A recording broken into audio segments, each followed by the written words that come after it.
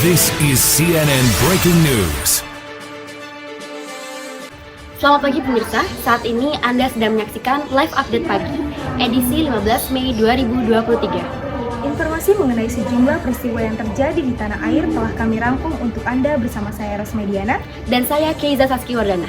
Pemirsa, apakah akhir-akhir ini Anda sering mendengar tentang dedolarisasi atau Anda sudah familiar dengan istilah tersebut karena sering muncul di pemberitaan seperti di sekeliling saya saat ini dan menjadi fenomena ekonomi? Namun, tahukah Anda apa sih sebenarnya dedolarisasi? Secara singkat, dedolarisasi artinya adalah sebuah upaya untuk mengurangi ketergantungan terhadap dolar Amerika Serikat, baik dalam bentuk perdagangan internasional ataupun pengurangan porsi cadangan devisa. Aksi mengurangi ketergantungan terhadap dolar Amerika saat ini tengah marak terjadi. Dan ini membuat banyak negara-negara yang kini mulai menerapkan kebijakan mata uang lokal untuk perdagangan bilateral dan menginspirasi negara ini, yaitu Indonesia, untuk tidak ketinggalan memulai langkah dependensi terhadap dolar dari negeri abang. Caranya adalah dengan menggencarkan kerjasama melalui instrumen Local Currency Settlement atau LCS yang kini telah diperluas menjadi Local Currency Transaction. Sedikit tentang LCS. LCS adalah penyelesaian transaksi bilateral antara dua negara yang dilakukan dalam mata uang masing-masing negara, di mana settlement transaksinya dilakukan di dalam yurisdiksi wilayah negara masing-masing. Seperti yang sudah dilakukan Indonesia pada tahun 2018, Bank Indonesia melakukan kerjasama dengan Bank Malaysia dan Thailand. Kemudian pada tahun 2020, Indonesia mulai menjalin kerjasama serupa dengan Jepang hingga pada tahun 2021 dengan Cina. Implementasi pelaksanaan LCS pun meluas sampai ke negeri pusat K-pop alias Korea. Dalam situs resmi Bank Indonesia pada 2 Mei 2023 memperkenalkan Gubernur Bank Indonesia Peri Warjio bersama Gubernur Bank of Korea Lee Chang-yong sudah sepakat dan resmi menandatangani kesepakatan mengenai kerjasama untuk mendorong penggunaan mata uang lokal dari masing-masing negara. Hal ini tentunya akan memperluas kesepakatan kerja antara Bank Indonesia dengan otoritas bank negara lain seperti Malaysia, Thailand, Jepang, Tiongkok, dan Singapura. Saya yakin pemirsa di rumah juga masih sangat bingung seperti saya. Lalu sebenarnya kesepakatan ini apa sih?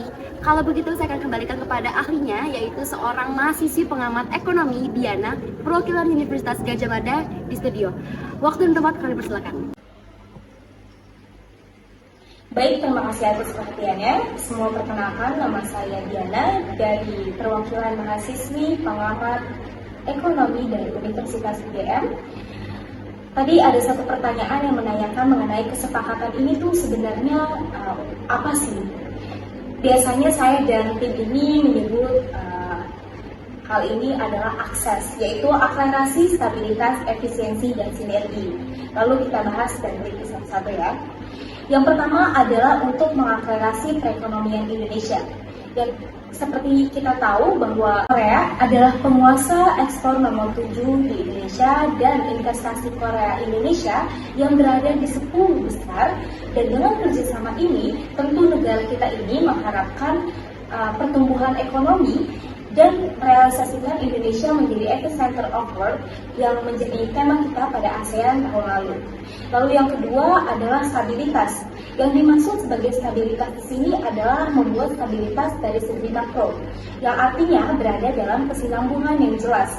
Misalnya antara permintaan domestik dengan keluaran nasional, neraca pembayaran, penerimaan dan pengeluaran fiskal, serta tabungan dan investasi.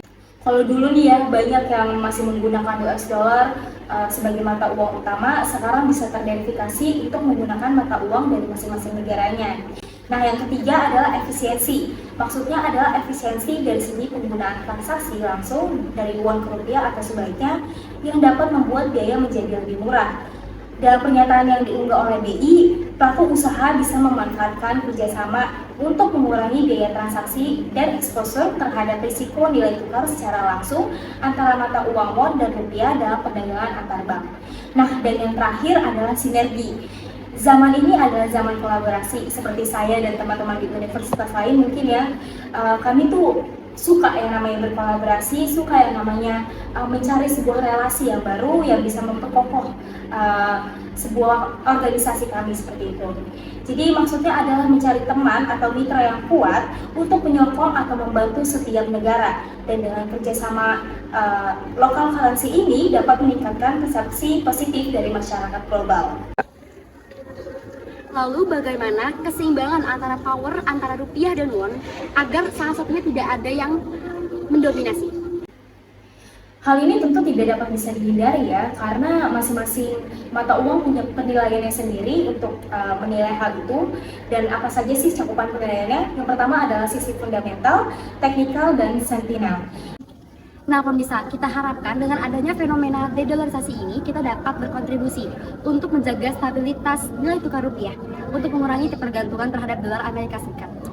Demikian dari Jakarta bersama saya Rosmediana dan saya Keiza Saskiwardana, tim liputan CNN Indonesia Prime News.